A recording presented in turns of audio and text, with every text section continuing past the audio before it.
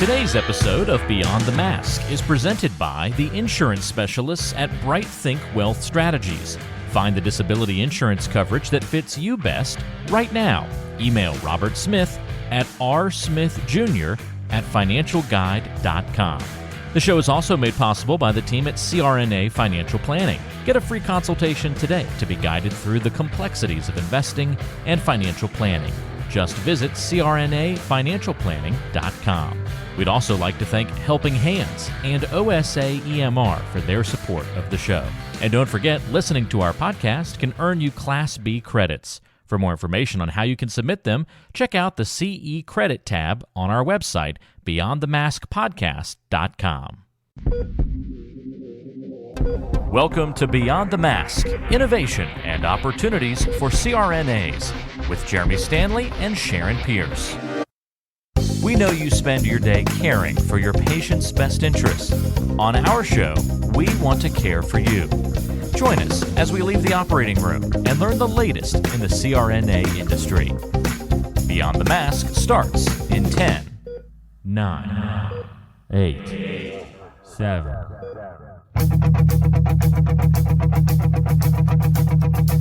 Welcome to Beyond the Mask. I'm Jeremy Stanley, and I've been working with CRNAs for over 23 years, and I'm married to one. And my co-host is Sharon Pierce. Sharon's a practicing CRNA for over 20 years, a past president of the AVANA, the NCANA, and she's held many other leadership roles. As usual, our goal with every episode is to educate and enlighten CRNAs, and I think our topic today is definitely going to do that. And Sharon, what time is it? It's time to wake up, Jeremy. I think it is. Well, Sharon, welcome back. It's good to see you again. Yeah. You've changed so much in 30 in the minutes. last hour or so. That's what we do here at Midyear. Yes, we do. We continue to crank these things out. We do. Yeah. At So we my want to favorite say meeting. welcome to our listeners, right? Absolutely. Yeah. So I think we've got another great topic lined up. Yeah. And actually, this one we weren't even planning on. I know. You wrestled this one up, Sometimes those didn't are you? the best ones. It's going to be. Well, what are we talking about? Well, you wrestled this one up, but I know the background. We are going to be talking about AVANA, and we're going to talk about what that is. And this is an issue that has been ongoing since, whenever I was president in 2014, and we thought this was an issue we were going to put to bed by the end of my term at 2015, and Lord, were we naive. Yes, so AVANA is the Association of Veterans Affairs Nurse Anesthetists. Very We haven't good. changed that anesthesiologist yet. Okay. All right. And today we have Diane Boettger with us, and Diane is going to kind of introduce herself and tell us why this is an important topic. Hi there. Welcome, Jeremy and Sharon. And I'm a huge fan of the podcast. As Jeremy said, my name is Diane Boettger. I'm a former president of AVANA, the Association of VA Nurse Anesthetists. And what we are as an organization, we represent the more than 1,000 CRNAs that work within the Veterans Health Administration in multiple different facilities across the country.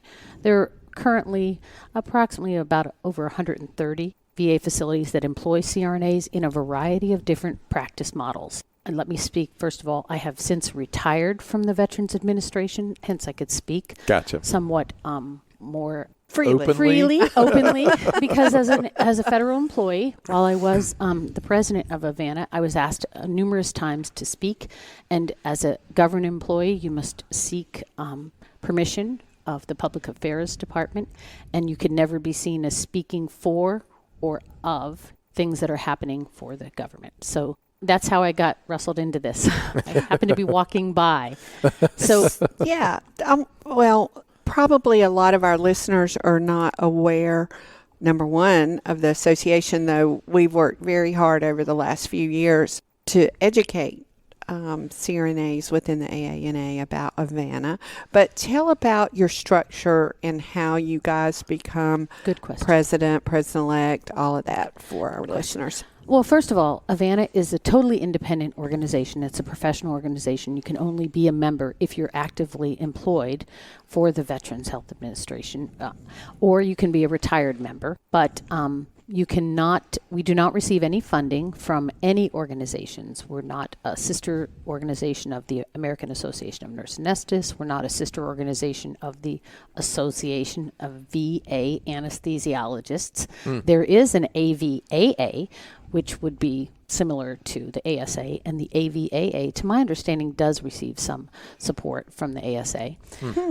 But we, as an independent organization, our sole funds come from membership dues. So to be a member of AVANA, you have to pay $125 annually, and that is in addition to your AANA dues. So the AANA dues, some of that portion goes back to the states, but no portion of that goes back to the VA.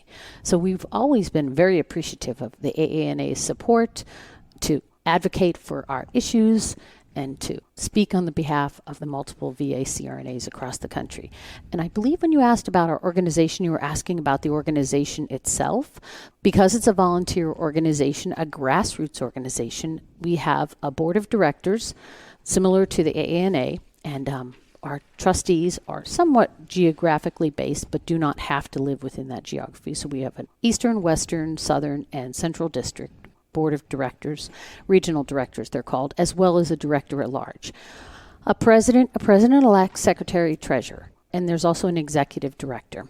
We, while I was president, we did actually hire an association management because everything was done literally on our own computers with our own time. We now have the a great ability to have managing association helping us, and that's been a tremendous help. But you're elected every year. There's an election in alternate years. Either the executive board or the regional directors are chosen, and it's a 2-year term. To be president or president-elect, you have to have served at least one full term, either as a regional director or as either secretary or treasurer.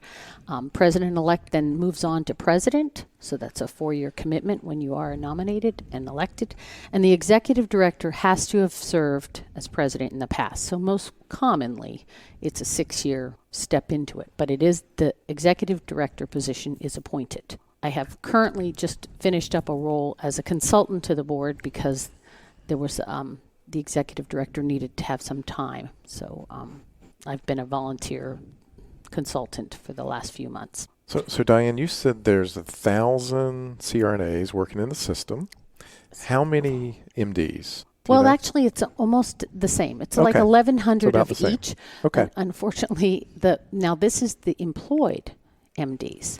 Okay. One thing that number does not include is that a number of the VA facilities also contract for anesthesiologists. So, for example, there's a VA facility in Pennsylvania that has a number of CRNAs, and I believe only 1 or 2 anesthesiologists, but they contract out with anesthesiologists to cover the call.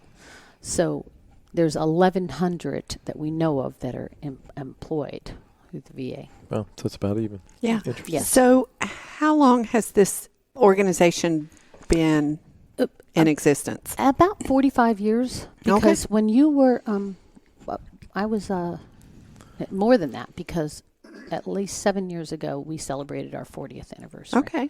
It was, I think, 1972, I want to say, but I didn't have that detail. Sorry. Oh, that's Over just 40 fine. years. You know that Jeremy multiplies license plates in his head as he's going down the road. So all you had to do is give him a couple numbers, and he could have spit it out. That's He's right. like an adding machine. So, one of the agenda items is to establish full practice authority. Let's talk about that a little bit and what's going on with that. And obviously, there might be a couple hurdles to that in the way. So. Yes, A couple. When you talk about agenda items, every year we've come up with what we call our legislative agenda, meaning what the AVANA wants to work toward. And full practice authority is something, as Sharon said, we've been working for years. And in 2016, when then Secretary of Veterans Affairs Shulkin chose to selectively keep out CRNAs from receiving full practice when all the other APRNs were given it, he did put in there a timeline that it would be revisited in 6 years, which is this year. Right.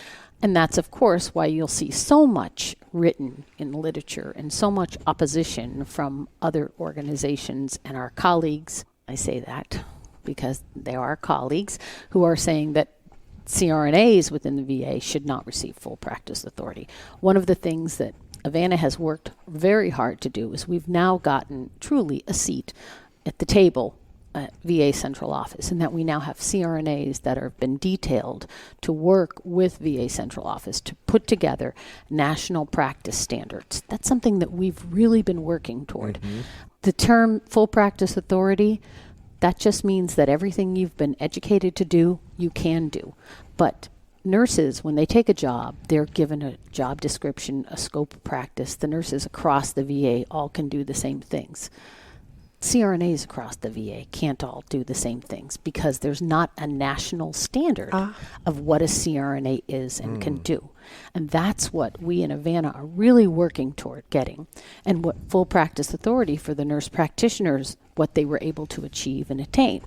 Because one of the things I like to describe it as, CRNAs, when you have a job description within the VA, we frequently have what's called a scope of practice. That's you can do that within your scope of practice. But by getting full practice authority, the advanced practice nurses, the nurse practitioners, and CNS were able to then have privileging documents. So an APRN who's in oncology functions similar, but not the same, to an APRN who's in pulmonology. They all can see their patients, admit their patients, do evaluations, whether or not they have prescriptive authority. But the pulmonology APRN may be putting chest tubes in, as opposed to the oncology APRN who may be administering high-dose chemotherapy. So those privileging specifics are things that are more specific as opposed to a basic privileging document. And by having a national practice standards, then all CRNAs have the ability, when you see your patient, to introduce yourself, to obtain, whether it's consent, a plan of care, things that we've all been educated and trained to do. I may never choose to be the one that administers that regional anesthetic, but I want to be able to have that option. Right. There are CRNAs who are fellowship trained within the VA, who've gone through pain fellowships, and they have the credentials, but depending upon who they are working with and in what institution, they may not be given permission or allowed to be the one that administers that pain procedure or even just that regional anesthetic. As a CRNA, you spend years preparing yourself for this career, so we don't want to see you lose out on any of the income you've worked so hard to earn.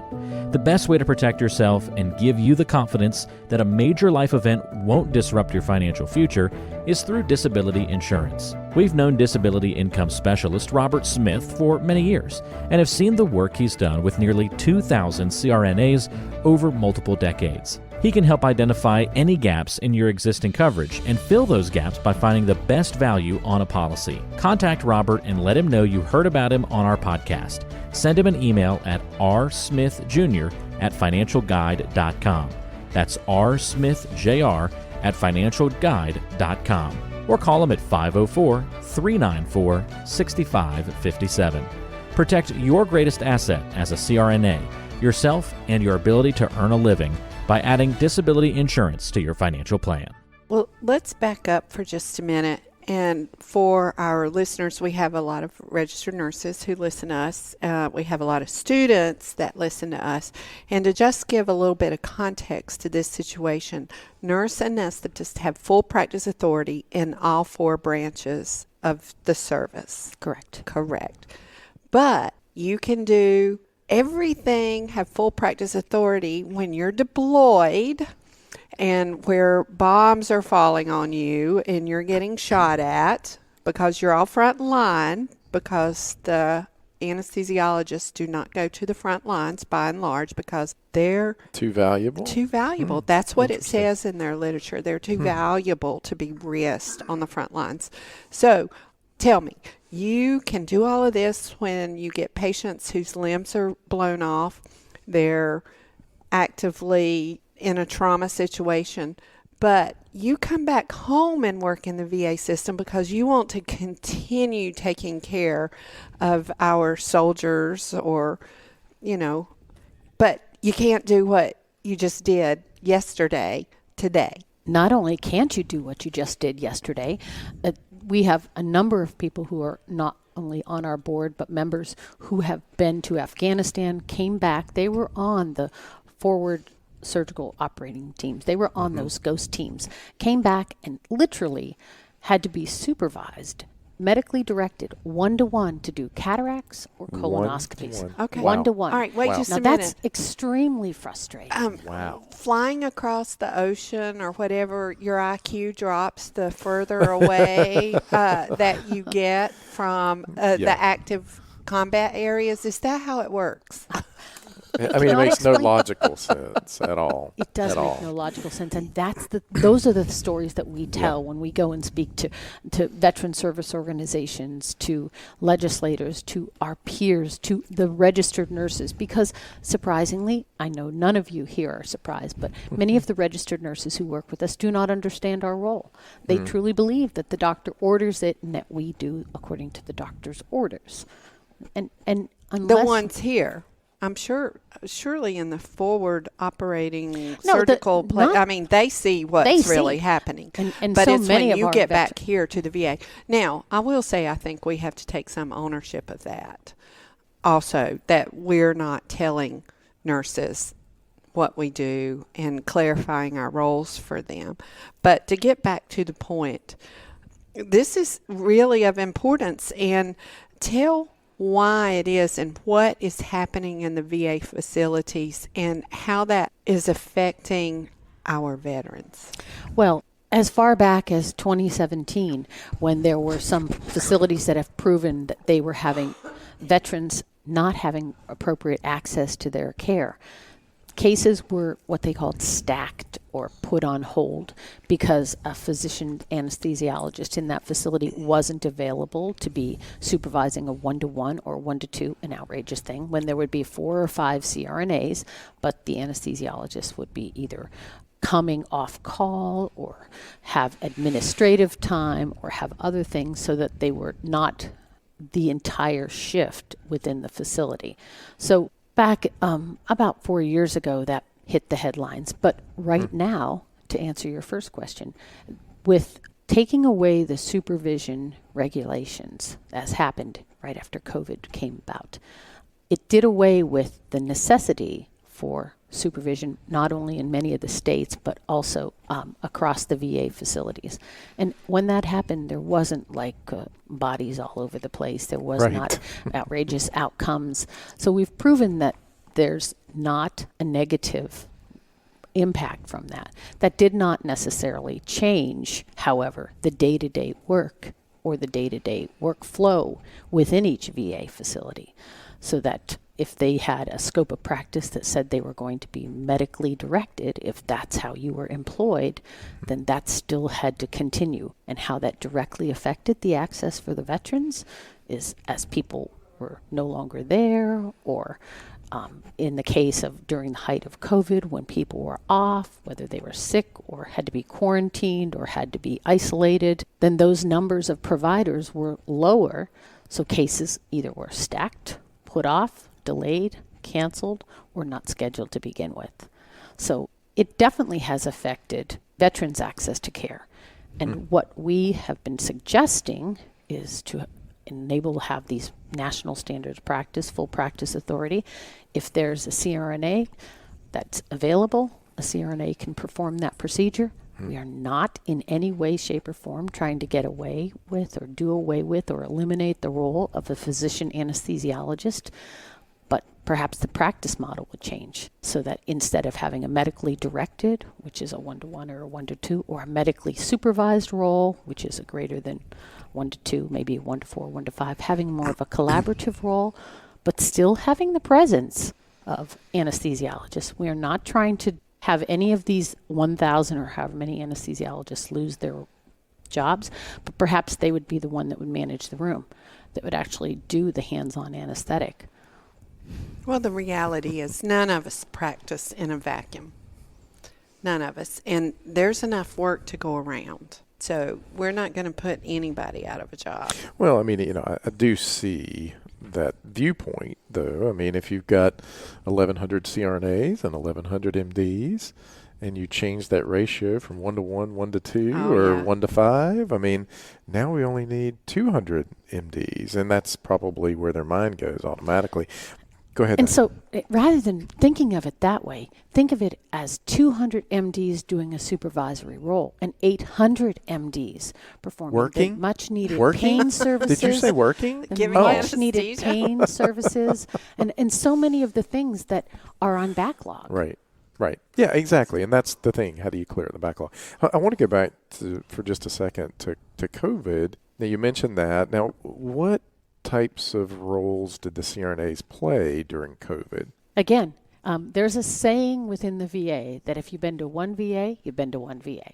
And what that means is so many VAs do things differently. And I can interesting. speak to that directly because when I was president, I would get multiple calls from people, CRNAs that were in Kansas working and functioning independently, who in the middle of the night, they couldn't write for Zofran because they had forgotten to give it, but then they couldn't write for it, even though there wasn't a physician anesthesiologist present. Things like that have happened. So to answer your question about COVID, in some VA facilities, nurse anesthetists were detailed, or what that means is your roles changed and you perform a different responsibility, and worked either in the intensive care unit, some as staff nurses, or as in the case of my facility, we went and we did cross-trained as advanced practice nurses in our intensive care unit. In my facility, they also buddied us with an anesthesiologist, which was a little different, but we managed airways, 24-hour airway service, because with COVID and people were first become, how are we going to handle this, and having to don and doff the PPE. That was one of the roles. Another one of the roles was that CRNAs in some facilities did work in the recovery room or managed services. Some of the independent facilities, CRNAs expanded their roles and also covered airway management as well. So unlike many of my colleagues who may have worked in the private sector that may have been laid off, to my knowledge, I do not believe there were any CRNAs within the Veterans Health Administration that were laid off during this time period. Our roles may have changed. Today's show is brought to you by the folks at CRNA Financial Planning, an independent consulting firm that offers financial planning services exclusively to CRNAs and their families. From planning for a child's future college expenses to building a predictable income stream in retirement, the firm is committed to offering you comprehensive financial services, customized to fit your unique needs and objectives. If you have questions about your financial future, get them answered. Call the team at 855-304-3748. That's 855-304-3748. Or go online to crnafinancialplanning.com. Well, let's talk a little bit about why the huge pushback, and we're going to be very transparent here. And for the listeners out there who may or may not be aware, we've been working on this since 2014. And I can remember going to Washington, D.C. whenever I was president, talking about this issue. And we were told that for the other 3 specialties of APRN practice, they had received about an inch-high stack of letters against granting full practice authority to the other 3 APRN groups. I'm 5'8". With heels on, I'm 6 foot tall, and they said that the stack of letters that they had received was as tall as I was. Wow. Against granting full practice authority to CRNAs in the VA. And what that amounts to is the VA is the largest healthcare system there is in the United States. And how the VA goes, so goes the world. Mm-hmm. In the U.S. So goes the U.S.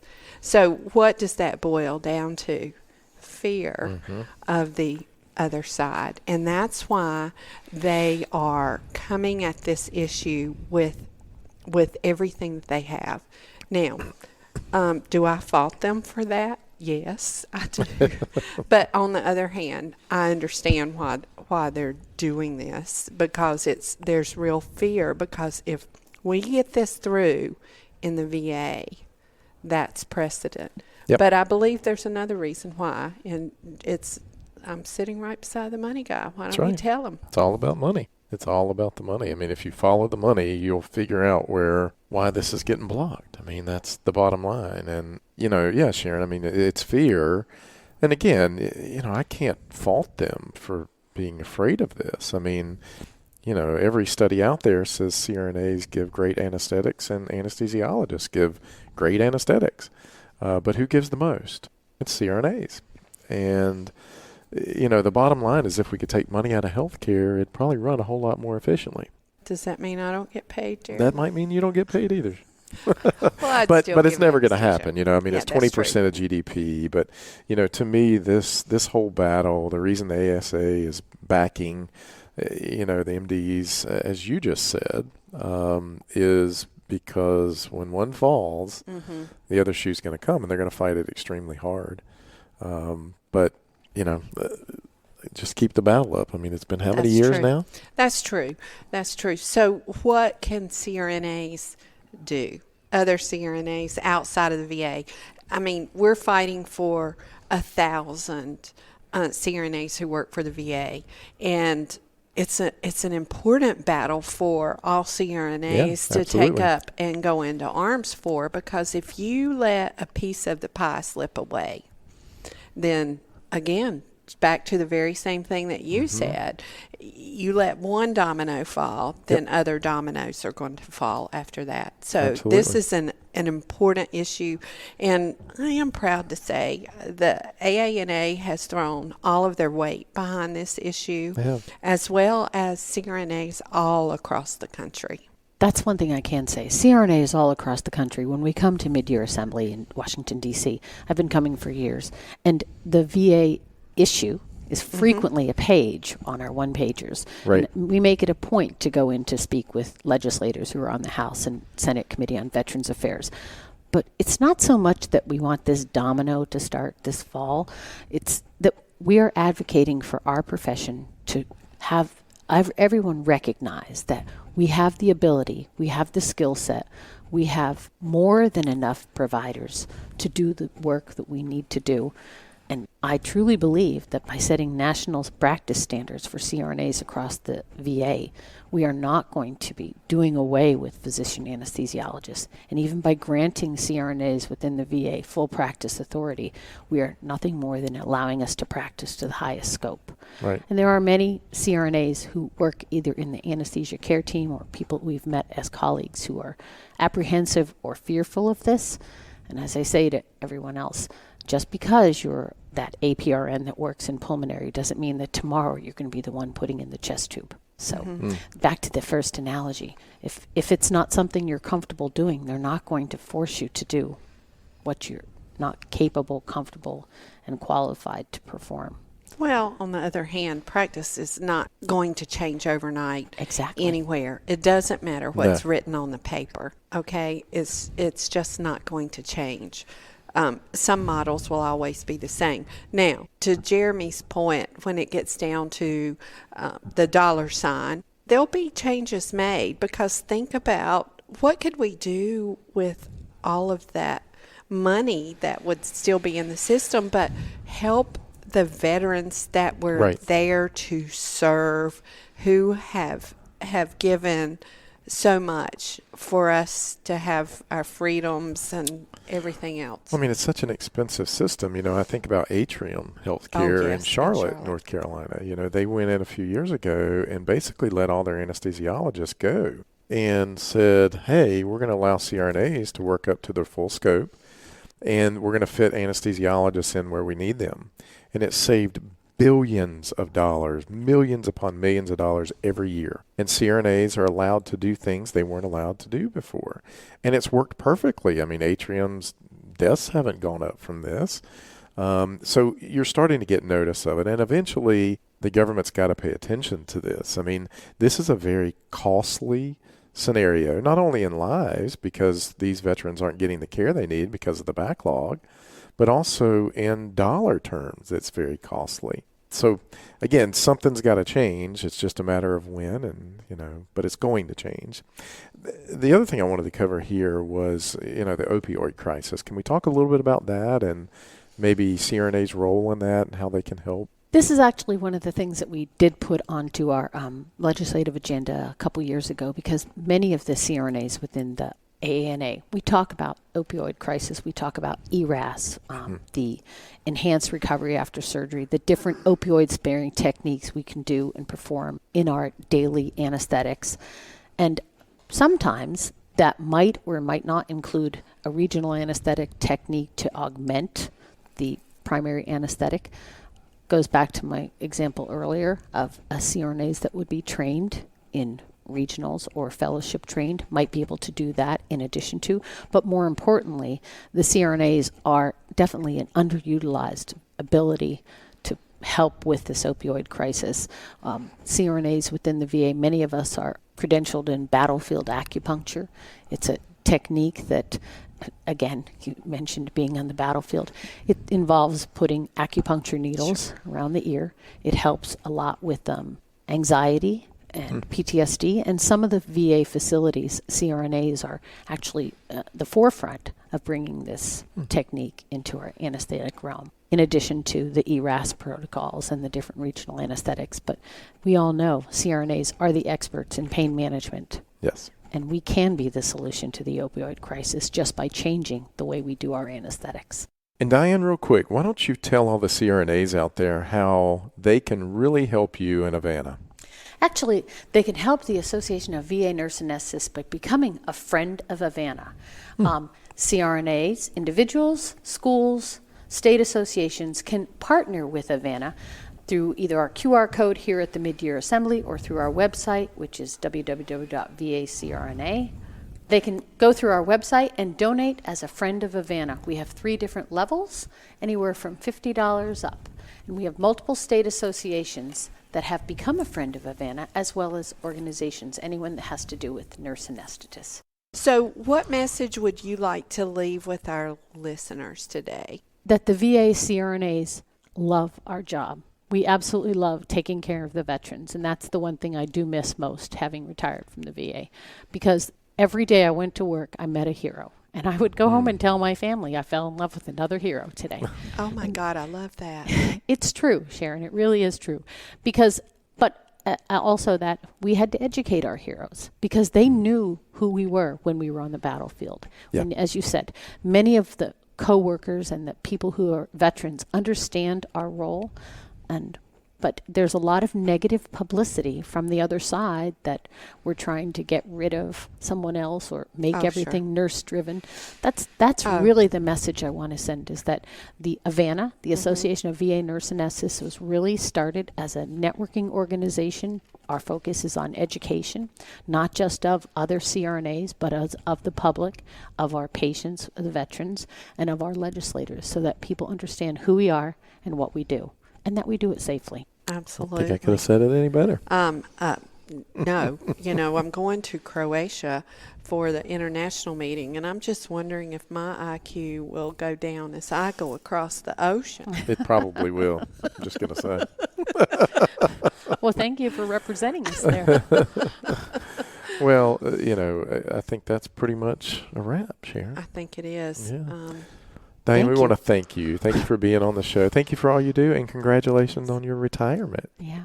Well, that's a semi-retirement. It's a semi-retirement. I know, but retirement from the You're VA. not My giving sister it. said I failed it. retirement because I've gone back and now I work for a CRNA employed group. Okay. Well, good. It's Lots even of better. Just as CRNAs failed yeah. retirement. All right. We want to thank our listeners for listening to Beyond the Mask with Jeremy Stanley. And Sharon Pierce. if you like our show and want to help it grow, Sharon, how can they help us grow? Well, the best way is to leave us a review, but make it Positive. There's enough negativity in this world. absolutely. Tell all your friends, share it on social media, and spread the word. We're in the top 50 medical podcasts in the country, and we are racing to... Number 1. You're going to have 1 million downloads this year. I know. We made our first million, Jeremy. I feel richer already. Until next time. It's a wrap.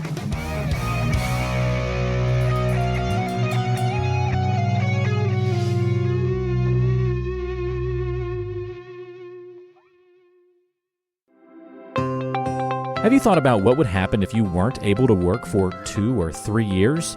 On average, 25% of people will file a disability claim. and most of us aren't prepared for that loss of income. Every CRNA needs to protect their biggest asset, yourself, and your ability to earn with a disability insurance policy. We recommend contacting Robert Smith, a master disability insurance specialist with more than 30 years of experience and 1,800 CRNA clients, to find the coverage that fits you best. The best way to do that is to send him an email at rsmithjr@financialguide.com. That's rsmithjr@financialguide.com, or call him at 504-394-6557. Beyond the Mask is made possible by the team at CRNA Financial Planning. With almost 2 decades of experience, the firm guides CRNAs through the complexities of investing and financial planning. Schedule a free consultation today by calling 855-304-3748 or go online to crnafinancialplanning.com. Hi, this is Jackie Rolls, President of the International Federation of Nurse Anesthetists and President and founder of Our Hearts, Your Hands, a global anesthesia support community that takes donations to allow nurse anesthetists in low and middle income countries to go to educational programs, buy equipment, or textbooks. Your donations are tax deductible, and we would appreciate your support. OSA EMR is a free anesthesia EMR developed by CRNAs that you can download and use on an iPad.